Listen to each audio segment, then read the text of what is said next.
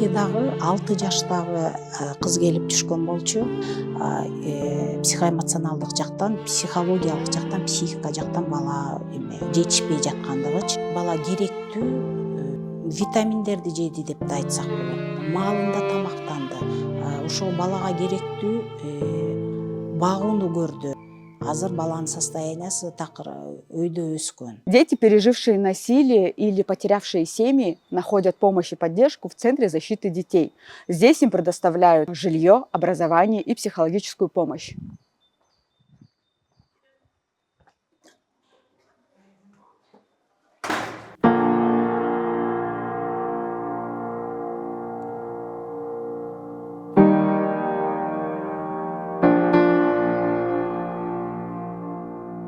Балдар өздөрү кайрылган учурда көп болот да. Мисалы мен үйгө жашай албай атам. Мага үйдөн ушундай туура эмес мамиле болуп атат. Мен буга чыдабайм, мен силерди билгем, көргөм деп келет. Андай учурлар да көп болот. Туура биз ал маалда балдарды чыгарып койбойбуз көчөгө. Биз балдар бул жакта болот, ошол эле учурда, ошол эле убакытта башка жанагы үй бүлө жана балдарды колдоп көргөн мамлекеттик органдарды, жанагы балдар иштери боюнча ИДН деп коебуз, милиционер, аларды чакырабыз, алар менен чогуу, анан биз жалгыз өзүбүз чече албайбыз. Алар менен чогуу биргеликте анан баланын ошол маалда эмне болуп аткан маселесин карап чыгабыз.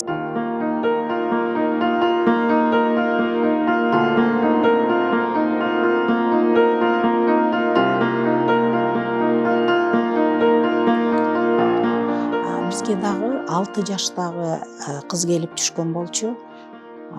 6 жаштагы кыз келип түшкөндөн кийин биз баланы биринчи келгенден кийин биринчи первичный биздин сүйлөшүүбүз, психологдун беседасы, баланын мектепке карата даярдыгы барбы, жокпу, өзүбүздүн бала бакчага киргизебиз, ошонун баарына негизинде келип биздин акыркы жыйынтыгыбызда көрүнгөн, что психоэмоционалдык жактан, психологиялык жактан, психика жактан бала жетишпей жаткандыгычы. Анан биз андай учурда балдарды биздин мамлекеттик психоневрологический центрга алып барып обследованиеден өтөбүз.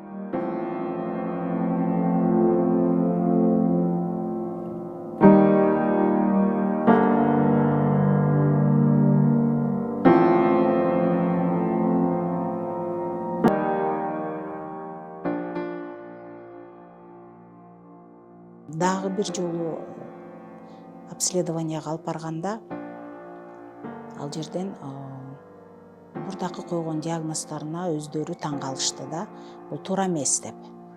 Азыр баланын состояниясы такыр өйдө өскөн. Өсүп аткан маалында бала керектүү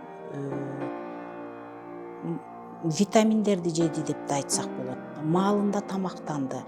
Ошол балага керектүү багууну көрдү.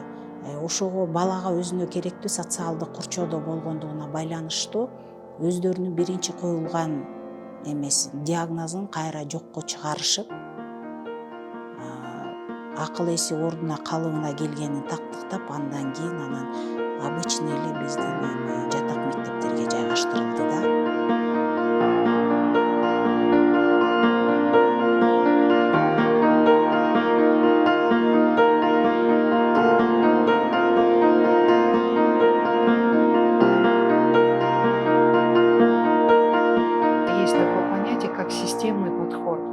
Семья, допустим, алкоголиков, у них изымает на время детей в надежде, что они изменят свое поведение.